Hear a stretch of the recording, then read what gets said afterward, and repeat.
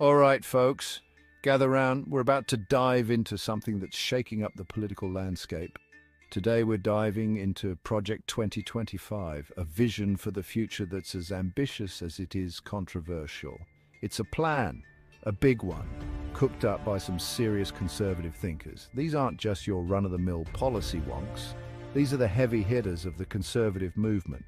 They're aiming to fundamentally change how the US government works from the ground up. We're talking about a complete overhaul of the system. Think of it like a political makeover, but instead of just new drapes, they're talking about a whole new house. New foundations, new walls, new everything.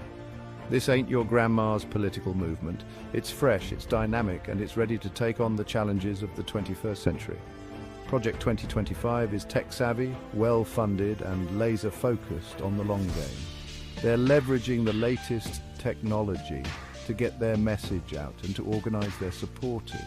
They're not just thinking about the next election, they're thinking about the next generation. Their vision extends far beyond the immediate political horizon. Whether you love them or hate them, you've got to admit these folks are organized. They've got a strategy and they're sticking to it.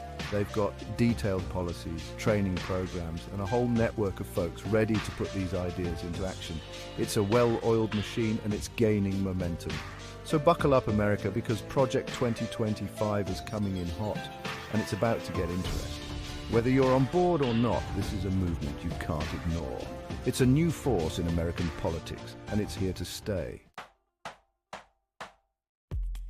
So, what exactly is on the menu for this conservative makeover? Let's dive into the details and see what Project 2025 has in store for America. Project 2025 wants to shrink the federal government. This means reducing the size and scope of federal agencies, cutting down on regulations, and giving more autonomy to local governments.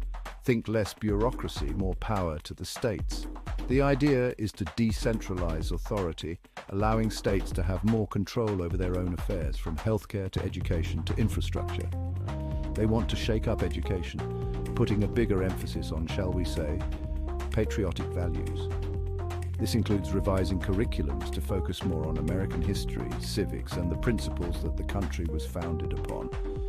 And don't even get me started on their plans for the economy. They're looking to overhaul the current economic system to promote growth and reduce government intervention. Let's just say they're big fans of tax cuts and deregulation. By reducing taxes, they aim to stimulate investment and economic activity, while deregulation is seen as a way to remove barriers for businesses. It's like Reaganomics on steroids. They believe that by adopting these policies, they can replicate the economic boom of the 1980s, but on a much larger scale. They also want to reshape the justice system, making it, in their words, fairer and more in line with their interpretation of the Constitution. This could involve appointing judges who share their conservative views and pushing for legal reforms that reflect their values. Now, whether you agree with their definition of fair is a whole other story. There's a lot of debate about what fairness means and how it should be implemented in the justice system. The goal here is clear: to create a society that aligns with their conservative values. This includes promoting traditional family structures, religious freedom, and a strong national defense. They're talking about a fundamental shift in American life, and they're dead serious about making it happen. This isn't just about policy changes, it's about reshaping the very fabric of American society to reflect their vision for the future. Now, before you start stockpiling canned goods for the apocalypse, let's talk about the potential benefits of Project 2025. This initiative, championed by conservative thinkers, aims to reshape the American landscape in a way that they believe will bring about a new era of prosperity and freedom, at least according to its supporters, of course.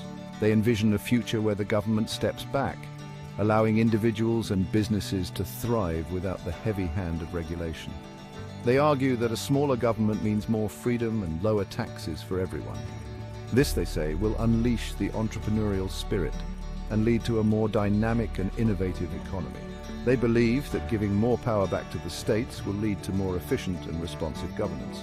By decentralizing authority, states can tailor their policies to better meet the needs of their residents, fostering a sense of local empowerment and accountability.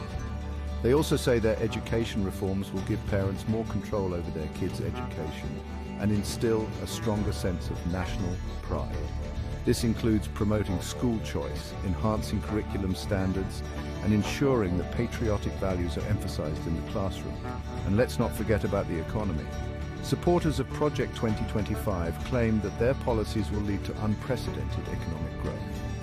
They promise a booming economy with more jobs and opportunities for all. Sounds pretty good, right? They envision a landscape where businesses flourish, innovation is at an all-time high, and unemployment is a thing of the past.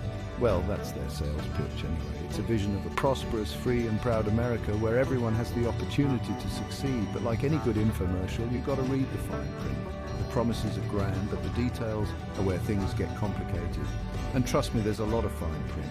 The implementation of these policies will require careful consideration and debate. It's essential to weigh the potential benefits against the possible drawbacks to understand the full picture. Okay, time for a reality check. Critics of Project 2025 are shouting from the rooftops about the potential downsides. They argue that shrinking the government will only benefit the wealthy and corporations, leaving everyday Americans out in the cold. They're also worried about the impact on social programs. Think healthcare, environmental protection, you name it. They see it as a recipe for disaster, especially for the most vulnerable in society. And then there's the whole education thing. Critics say it's not about parental rights at all. They see it as an attempt to push a narrow ideological agenda in schools and whitewash history. They argue that Project 2025 is a dangerous experiment that could undermine democracy and exacerbate existing inequalities. So yeah, not exactly a glowing review. Section 5, A House Divided, the impact on political discourse. Now, regardless of where you stand on the issues, one thing's for sure, Project 2025 is already shaking things up politically. It's like they threw a grenade into an already divided political landscape. Supporters are fired up, ready to fight for their vision of America. They see it as a battle for the soul of the nation, no less. Opponents are equally passionate, viewing it as a threat to everything they hold dear. This kind of intense polarization makes it even harder to have reasonable conversations about complex issues. Compromise? Forget about it. It's all about winning, no matter the cost. And that, my friends, is a recipe for gridlock and dysfunction.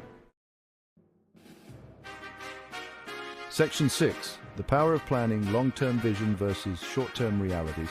One thing you've got to give Project 2025, they're playing the long game. They've got a plan and they're sticking to it no matter what. They're thinking decades ahead while others are stuck in the here and now. Now, some might call that strategic genius, others might call it terrifying, but there's no denying that having a clear vision and a roadmap to get there is a powerful thing. The question is, can any plan, no matter how well crafted, really account for the unpredictable nature of, well, life? The world is a messy, complicated place and things rarely go according to plan. Section 7, Beyond the Ballot Box, Project 2025's broader strategy. Here's the thing about Project 2025. It's not just about winning elections. Sure, they want to put their people in power, but their ambitions go way beyond that. They're talking about a fundamental shift in American culture and society. They're targeting everything from education to the media to the judiciary. They want to shape the way Americans think, the values they hold dear, the very fabric of American life. It's a bold strategy, to say the least, and it's one that's got a lot of people worried. Section 8. The global stage American conservatism's international ambitions. Project 2025 isn't just content with reshaping America. They've got their sights set on the world stage too. They believe that American conservatism has a lot to offer the rest of the globe. They're talking about promoting their values of free markets, limited government, and individual liberty on an international scale. They want to build alliances with like-minded conservatives around the world. It's a vision of American leadership that's deeply rooted in their conservative ideology, and it's one that's likely to ruffle some feathers on the global stage. Section 9. The unknowns of 2025, predicting the unpredictable. So what does the future hold for Project 2025? That's the million-dollar question, isn't it? The truth is, no one knows for sure. Will they succeed in their ambitious goals? Will they face a backlash from a society that's increasingly diverse and progressive? Will they be able to adapt to the ever-changing political landscape? Only time will tell. But one thing's for certain, Project 2025 is a force to be reckoned with, and it's going to have a profound impact on the future of American politics, whether you like it or not. Section 10, A Crossroads for America, Navigating the Path Ahead. So there you have it, folks, Project 2025, a movement shrouded in both promise and controversy. It's a stark reminder that American politics is at a crossroads. The choices made in the coming years will have far-reaching consequences for generations to come. It's up to all of us as engaged citizens to stay informed, stay engaged, and make our voices heard. The future of American democracy may very well depend on it, and that's the word.